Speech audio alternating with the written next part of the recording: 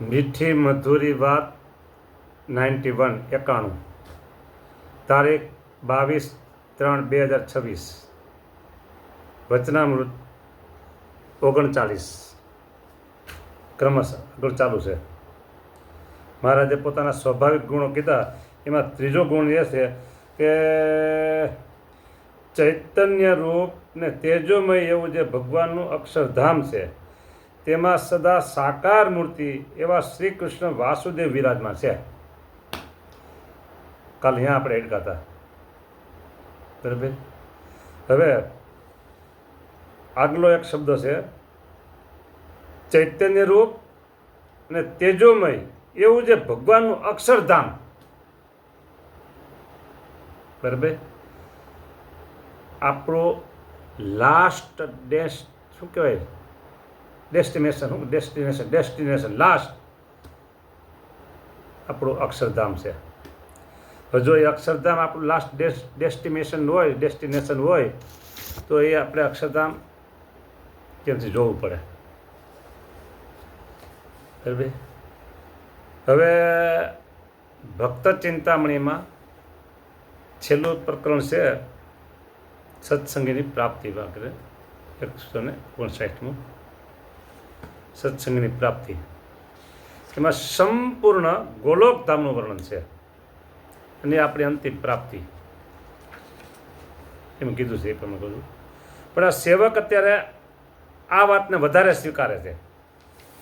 ભગવાનનું અક્ષરધામ અતિ તેજોમય રે રવિ શશી કોટિક વારણે જાય, શીતળ શાંત છે રે તેજની ઉપમા નવ દેવાય, તેમાં હું રહું. હું એટલે ભગવાન સ્વામીને બોલે, હું રહું રે દ્વિભુજ દિવ્ય સદા સાકાર, સદા સાકાર. જો મુક્તાનંદ સ્વામી મહારાજને પ્રશ્ન કરે છે. મુક્તાનંદ સ્વામી કે મહારાજ ભગવાનનું ધામ કેવું છે? લ્યો, પ્રશ્ન આગળ એવો હતો, આગળથી તો લઉં એટલે વાત એમ છે, જ્યારે સર્વે બ્રહ્માંડનો પ્રલય થાય છે ત્યારે જે સર્વ જીવ છે તે તો માયાને વિશે રહે છે અને જે ભગવાનના ભક્ત છે તે તો ભગવાનના ધામમાં જાય છે. લ્યો, ભગવાનના ભક્ત છે ભગવાનના ધામમાં જાય છે. તો ભગવાનનું ધામ છે કેવું? આમ સત્સંગની માં એવા જે સદગુરુ મુક્તાનંદ સ્વામી મહારાજને પૂછે છે. તો મહારાજ પોતે જવાબ આપે છે. આની પાસે હજારો ને લાખો પ્રમાણ નીચા રહી જાય, આ એક પ્રમાણ કાફી છે. અક્ષરધામ કેવું છે બસ. અને આપણું ડેસ્ટિનેશન છે. હા, આપણું એટલે મારું એકનું નહીં. હા, પછી કહેતા ને તમારે એકનું તો અમારે ક્યાં જવું? તો આપણે બધાને સ્વામિનારાયણ ભજન કરે છે, બધાને ટોટલી નિશ્ચય જેને સ્વામિનારાયણ ભગવાનનો છે ને બધાનું ડેસ્ટિનેશન એટલે અક્ષરધામ અને મહારાજની મૂર્તિ.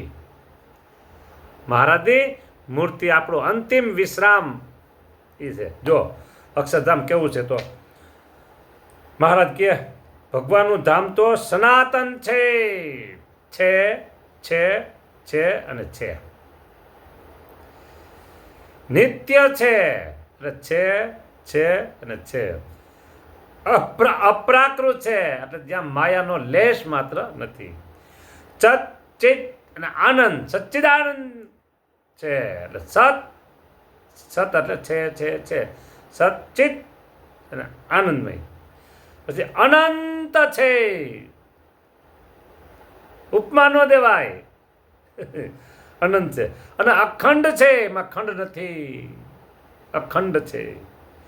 તેને દ્રષ્ટાંત કરીને કહીએ છીએ જેમ પર્વત અને વૃક્ષાદિક સહિત અને મનુષ્ય પશુ પક્ષ્યાદિક જે આકૃતિ તેને સહિત એવી જે આ સમગ્ર પૃથ્વી તે કાચની હોય અને આકાશને વિશે જે સમગ્ર તારા તે સર્વે સૂર્ય હોય, પછી તેને તેજે કરીને તે સમગ્ર આકૃતિએ સહિત કાચની પૃથ્વી જેવી શોભે તેવી શોભાયુક્ત ભગવાનનું ધામ છે. એવું જે ભગવાનનું ધામ, તેને ભગવાનના ભક્ત છે તે સમાધિને વિશે દેખે છે. અને સાંભળો, હવે સાંભળો, દેહને મૂક્યા પછી એ તેજોમય જે ભગવાનનું ધામ તેને પામે છે. લ્યો, બરાબર. અને પંચાળાના પહેલા વચનામૃતમાં સ્વામિનારાયણ ભગવાન એવું બોલ્યા છે કે જો વાંચી સંભળાવી દો એટલે તમને પૂરું સમજાઈ જાય. બરાબર.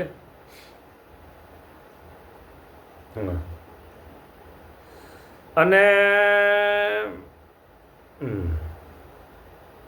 વેચા છે, પાણી પર બાંધાવે છે, કઈ કે સાહુકારના ઘરમાં છે ઇત્યાદિ છે. ખબર જો, હા, મળી ગયું. લ્યો,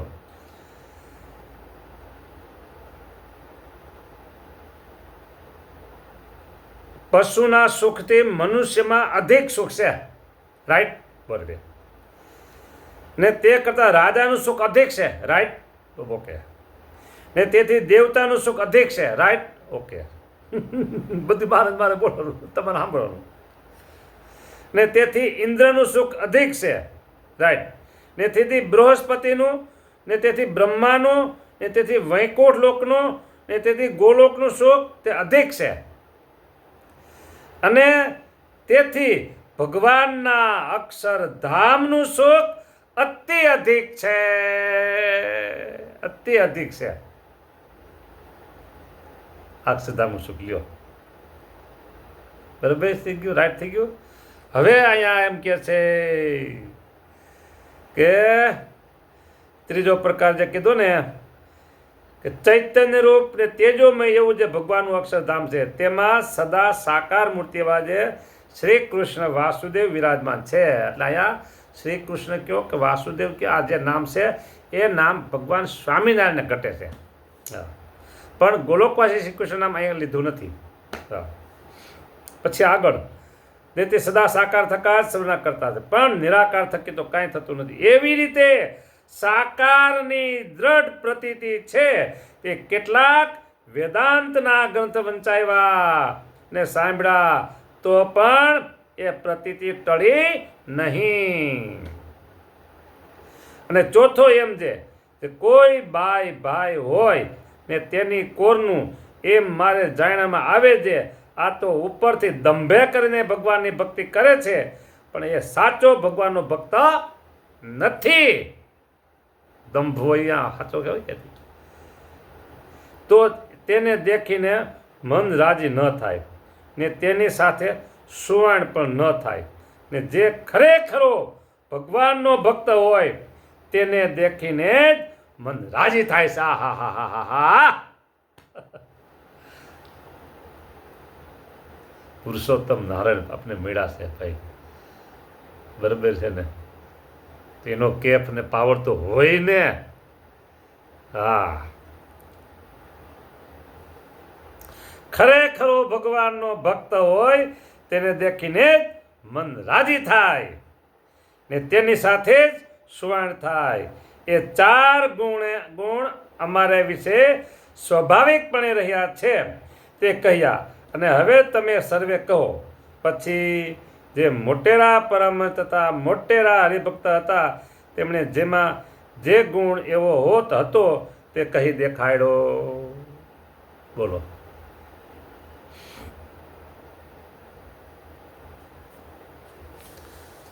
જે ગુણ હતા એમાં હવે કઈ રીતે દેખાડ્યા. ખરેખર ભગવાન ભક્ત હોય તેને તો દેખીને મન રાજી થાય. મહારાજ ગયો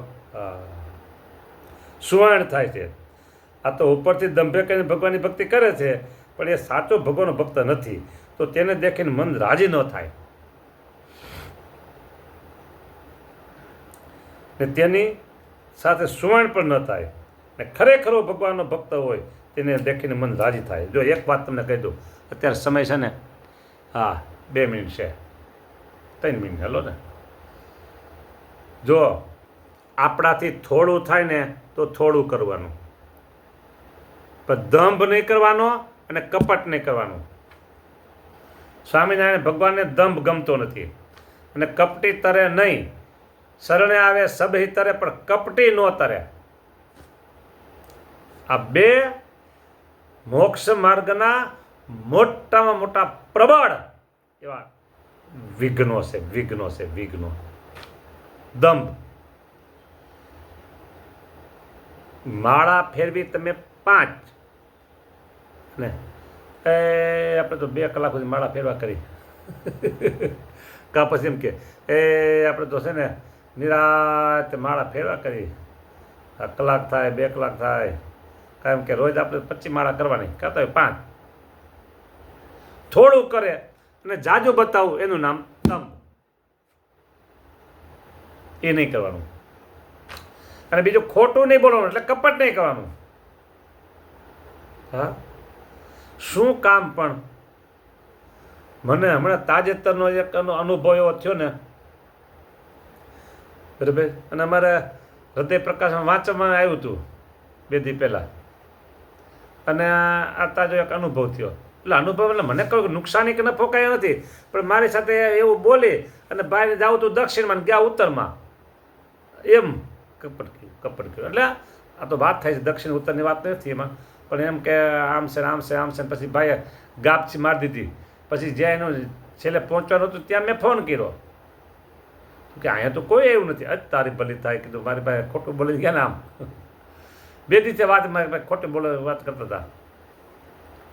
એટલે જો એમાં એને એમ થાય કે આપણે ખોટું બોલીને આમ કામ કરી લીધું. કોઈ પણ વખતે તમારા સંસારમાં હોય કે સત્સંગમાં હોય કે ક્યાં ગમે ત્યાં હોય કે આપણે ખોટું બોલીને આમ કામ કરી લીધું, બરાબર, રાજી થઈ જાય, મલકાય. પણ કપટી શરણે આવે સબે તરફ કપટી નો તરે, એ સમજો પાછા. મોક્ષ માર્ગમાં મોટું વિઘ્ન થાય એવો ધંધો ન કરાય. આગળની વાત હવે કાલે લેશું. મોટેરા હોય તેને વિશે નિષ્કામ રૂપ ધર્મ છે તે અવશ્ય જોઈએ. આ વિશે વાત કાલ કરશું. જય સ્વામિનારાયણ.